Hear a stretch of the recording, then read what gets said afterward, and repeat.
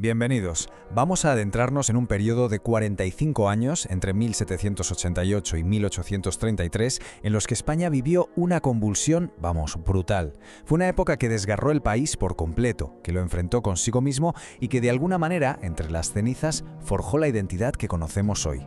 Vamos a desgranar cómo ocurrió todo.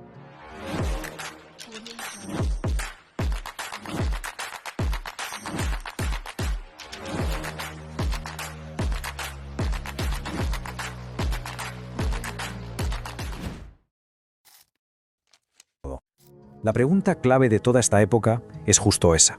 ¿Qué puede llevar a una nación a levantarse en armas no solo contra un invasor, sino contra sus propios vecinos, contra sus compatriotas? Esta imagen de Goya lo captura a la perfección, la esencia de esa fractura.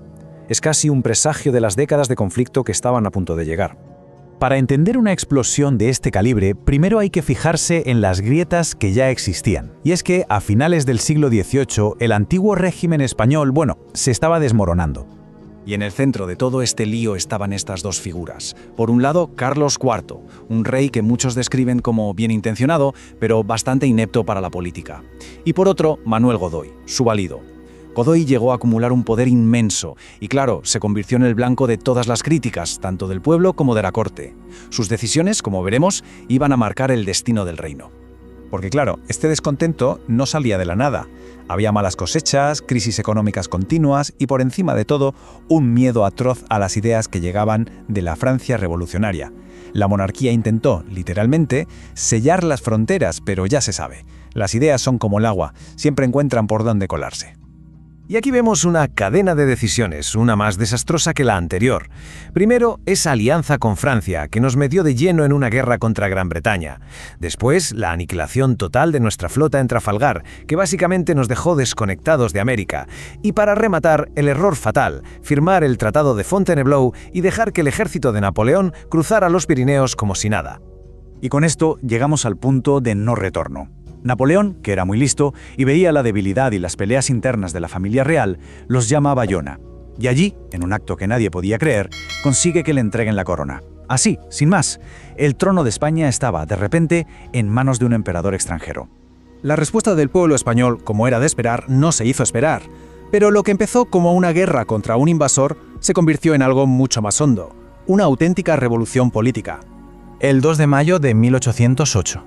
Esa es la fecha, la chispa que lo incendió todo. El pueblo de Madrid, sintiéndose totalmente abandonado por sus reyes, se levantó contra las tropas francesas. La represión fue terrible, sí, pero el levantamiento se extendió como la pólvora por todo el país. Acababa de empezar la Guerra de la Independencia. Ante un ejército tan superior como el de Napoleón, la resistencia tuvo que inventar una forma de luchar nueva y letal, la guerrilla. Eran grupos pequeños que se conocían el terreno como la palma de su mano y que con el apoyo de la gente sometieron a las fuerzas de ocupación a un desgaste continuo y brutal.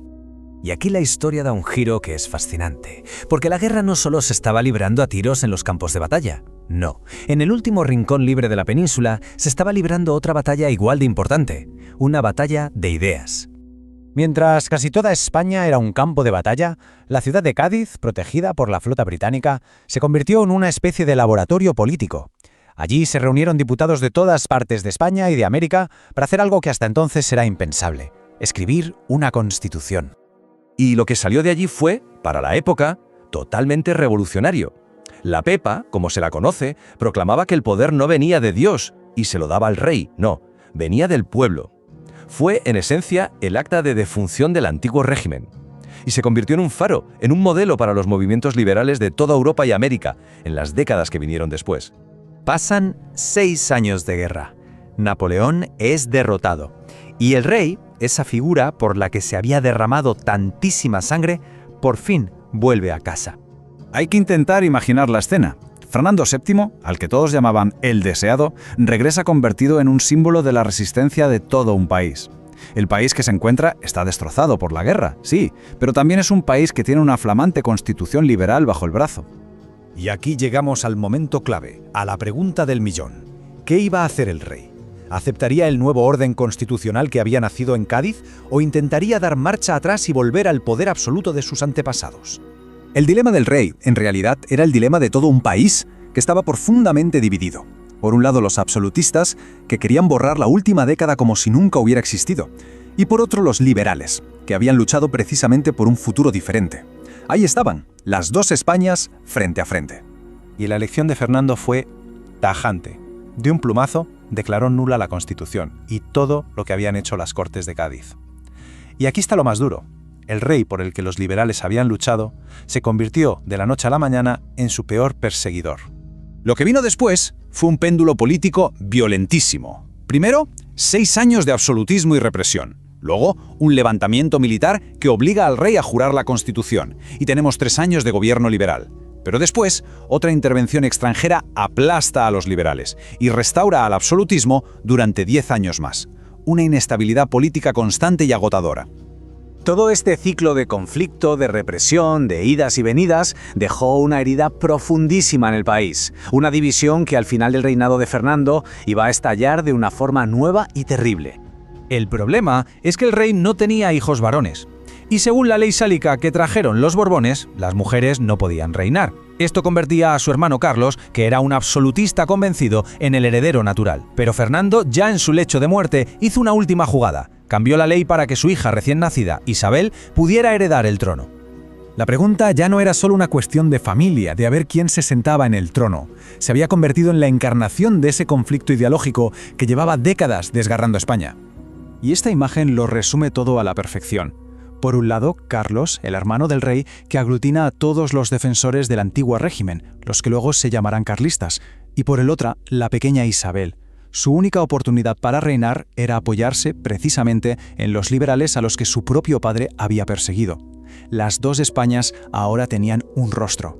Y así, la crisis del antiguo régimen no acabó con la muerte del rey. Sencillamente se transformó.